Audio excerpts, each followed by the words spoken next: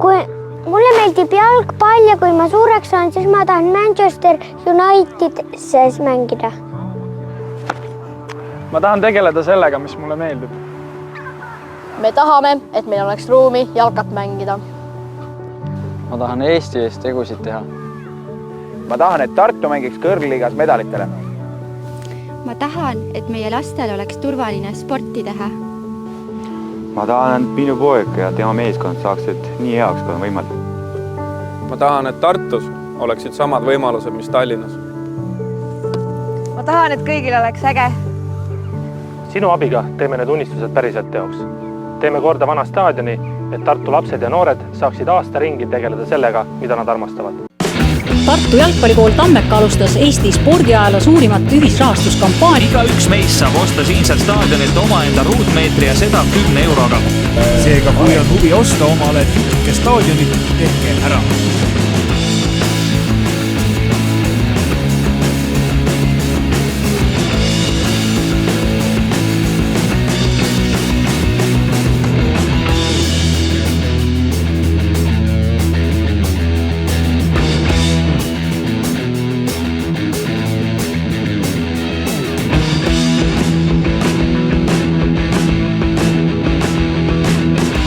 Rekordipüstituse nimel oli kohale tulnud paarsada jalkasõpra, kes otsid kaubanduskeskuse põrandal pallile valu.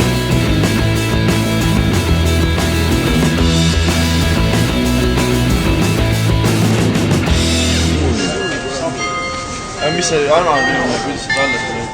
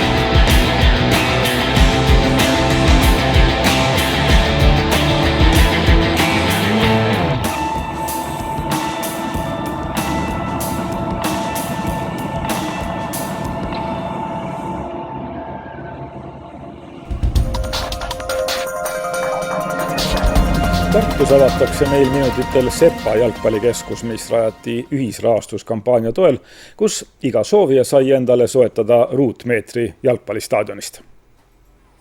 Joel Kaspar Jõepere võib käia uhkelt mööda värskelt valminud staadionit, sest tema on üks selle omanikest. Ma saan aru, ka sinul on siin mingisugune osa. Kus su osa on? Ma ei tea. See osa on mõtteline. Nii nagu veel üle 3000 inimese panustas Joel Kaspar oma isa abil ühisrahastuskampaaniasse, et siia saaks moodne staadion. Kokku koguti 150 000 eurot. Tammeka jalgpallikooli algatuse peamine eesmärk on parandada jalgpalli mängimise võimalusi ja see on ka põhjus, miks inimesed seda nii innukalt toetasid. Toetasime lihtsalt laste sportimisvõimaluste avardamist Tartus ja eelkõige siis jalgpalli, et Tartus on ju need jalgpalli mängimise võimalused päris nukrad tegelikult, eriti talvel ja külmal perioodil, et minu jaoks võib-olla seda toetust. Raha saadi kokku ja 80 päevaga ehitati 2 hektari suurusest ajaloolisest staadionikrundist moodne jalgpallikeskus. Kas sinule meeldib jalgpalli mängida ja kas sina saad tänu sellele mängida paremini jalgpalli? Jah, saan küll. Lähemegi nüüd otsepildist Tartusse uuele staadionile, kus on kohal meie toimetaja Taavi Eilat. Tere Taavi ja räägi, mis seal praegu toimub. Kõik on nüüd valmis. Tere siit Sepa staadionil. Tõesti teadaolevalt on see suurim ühisrahastuskampaania ja praegu on see hetk käes, kui nüüd tõesti kuulutatakse avatuks see Sepa staadion. Vaatame hetkeks lava poole. 10, 9, 8, 7, 6, 5, 4, 3, 2, 1, üheskoos!